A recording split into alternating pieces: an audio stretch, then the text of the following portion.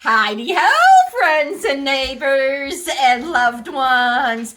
We're making Auntie Carol chicken tonight. Woohoo! So I already cut up 2 chicken breasts. It's just the 3 of us tonight. And I got butter melting in my stainless steel pan, but I made a boo-boo. And I'm going to tell you. So maybe you don't make a boo-boo. And I didn't always know this. I didn't learn this until I was, I don't know, maybe 40 years old. When you have a stainless steel pan, you bring it up to temperature. You go like that with water, and when the water dances, then that means it's hot enough. And then you put in your fat, and then your stainless steel is now non-stick. I would imagine that porcelain cookware would be the same way. So I have a stick of butter in here. I probably don't need a whole stick, but we are buttery people. We like our butter. Maybe that's why we have high cholesterol. So I put it in here. I didn't even unload the dishwasher. Hey, look in here at my cut up chicken and see what size they are while I go get me a spatula.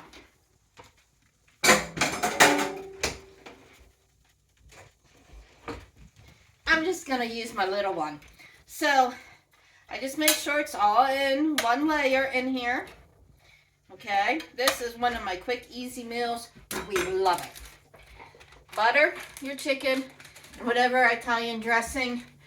I'm making chicken wings and I use this, so I'm saving the good stuff for my chicken wings. This is just the Auntie brand dry Italian Italian dressing and seasoning mix. Just, this is 3 breast. Even when Scarlett was home, I would do 4 breast. I still only used 1 packet in the skillet. So we need to open that up.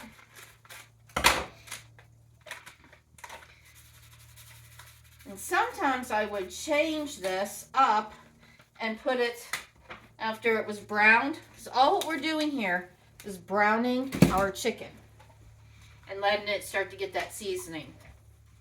So afterwards, I used to change it to like a Pyrex dish for the next step. But tonight, and because I don't want extra dishes, and its presentation doesn't matter, it's just the 3 of us. I'm just going to use this pan because my stainless steel can go right in the oven. I will add, again, this is Aldi's brand, but really, if you're going to do it for company, you want to use the Campbell's cream of chicken soup. But I have this on hand for my stockpile, and you're going to find out. You're going to have to keep an eye out. I'm going to knock some sense into Tim. I'm going to knock him over.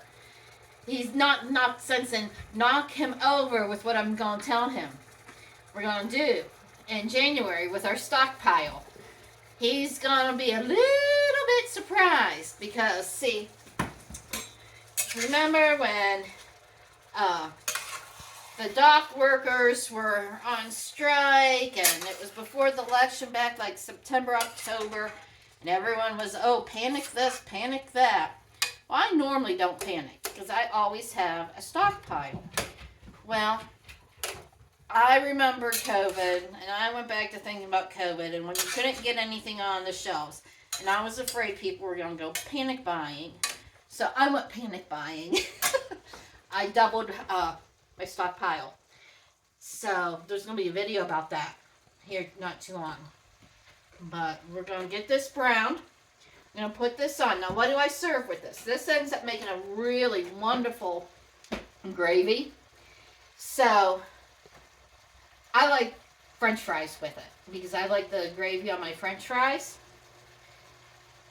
You might want mashed potatoes, and I also like green beans with it because there again I can put the gravy on my green beans. If Garrett liked green beans, I would go ahead when I put this in the oven. I just would add a handful or 2 green beans.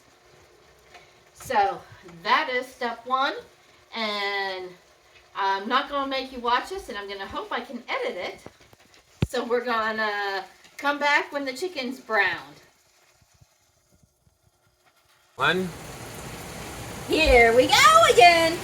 Now the chicken's cooked, it's browned. as best as it's going to be brown for now. I got all that yummy goodness there. Okay. I should have had my oven preheating, but I forgot to. But that's okay because we all know Alexis needs forgiving recipes. So we add in our cream of chicken soup.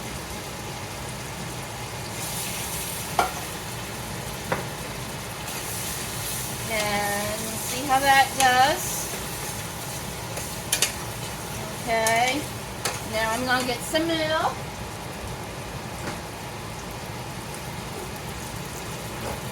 I don't want soup, so I don't add a whole can.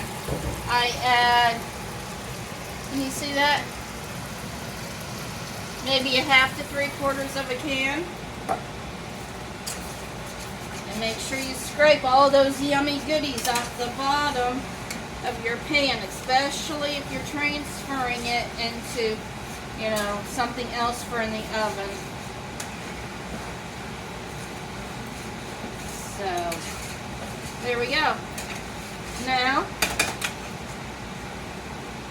I'm just going to put it in the oven for about half hour. And I just do that so that all the flavors can marry. You know, they can all blend together and become something wonderful and delicious and yummy, yummy in the tummy. Okay, so we're going to have that, green beans, and steak fries for dinner. So then it goes in the oven and boom, and I just put it on 350 because, you know, it doesn't have to, we're not cooking it. Our chicken is cooked. The soup doesn't need cooked. The milk doesn't need cooked. The seasoning doesn't need cooked. Just the, needs to, everything to blend together. All right, I'm going to have yummy, yummy din din in half hour. So I'll see you another day, and maybe we'll talk more about what we're going to do with my stockpile. All right, friends, hope you have something yummy for your tummy tonight for dinner. Bye-bye. Love you, friends, family.